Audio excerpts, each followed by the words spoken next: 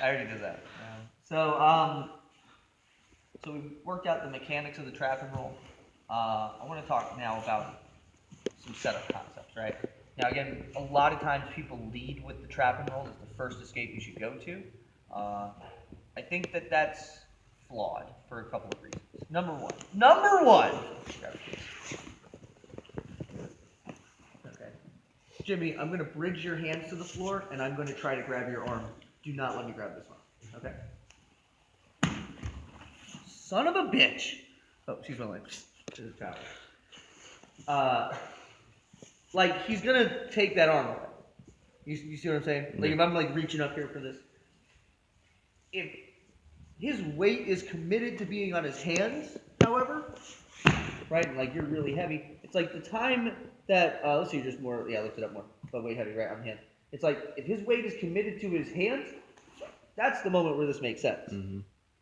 But if I'm just like, let's say I have you here, bridging him, and he's catching himself, and I'm going for it, it's like he's gonna try to get that thing free. Does that make sense? Mm-hmm. Now that doesn't mean we can't get the arm that way, and that doesn't mean you can't lead with the trap and roll.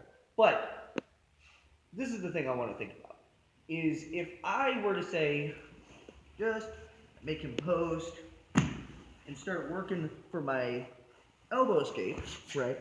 If he were to then pinch his knees tight together, and I were to then catch that arm, well, that would be pretty optimal conditions, right? Wouldn't you say? Mm-hmm. Wouldn't you say? Yeah. So,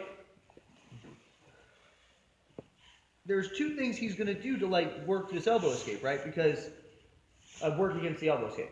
One is he's going to pinch his knees tight together, because then I can neither get my elbow to the inside, nor can I push this leg back. And he's going to put his weight on his hands, because if his weight isn't on his knees anymore, where is it going to go? You see what I'm saying? Like, in the sense that if he's posted on his hands and his knees are wide, his weight's going to be in his lower body a little bit more. The upper body's going to be a little lighter. But if he pinches his knees together, you feel how your weight drifted forward just by naturally doing that? Mm-hmm. So now his arm is going to be more static. That's going to make it easier for me to get it across my body. Even so, what is the optimal? If you had to say, what would be the optimal condition for the trap and roll? Well, it would be his knees being pinched tight together and his feet being under my butt, right? Because he has no posts by doing that. He's committing no posts. Okay? So if let's say we're here in the mount, you're postured up, I bridge, and I go, and you're chilling, if I try to trap and roll from here, well, even if I get all the conditions, maybe he widens out, whatever.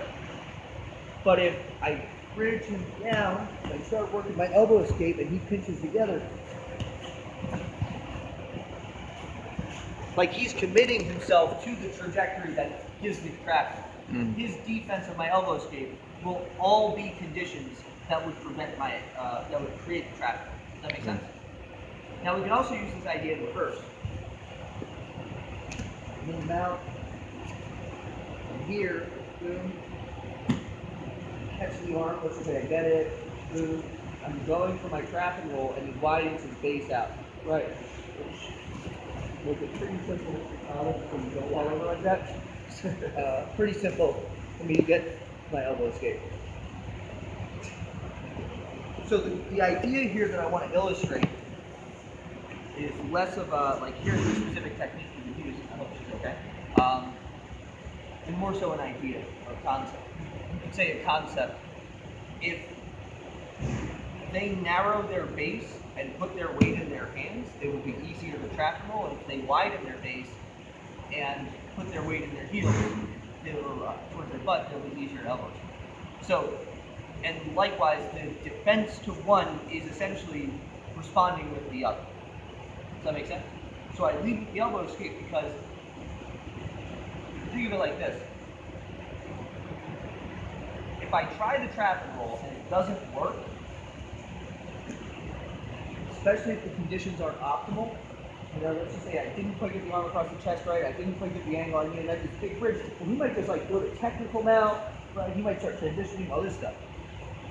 If I fail an elbow escape, it's like, oh no, I'm still exactly where I was in the first one. I reset, I start over. But if I go for my elbow escape and he pinches his knees tight together, well now, he just created the conditions I need for the trap. A lot of times even, and watch your hand on this, I don't want to roll over your wrist. Actually watch those on the YouTube channel and watch Tom's matches at his last tournament. He hit this transition. Every single match that he got mounted was the guy was on top, so he popped it up, broke him down, started going for the elbow escape, the guy tossed it, and without even trapping, he just put him over. He's the top guy, narrow his base, consistently together, and particularly tuck the feet under the butt over there. Does that make sense? Yep. You can see any of that, or is that just self-explanatory, right? Gotcha. All right, we'll partner up and just kind of play around with those ideas, just those transitions. All right, let's get to it. 1, 2, 3.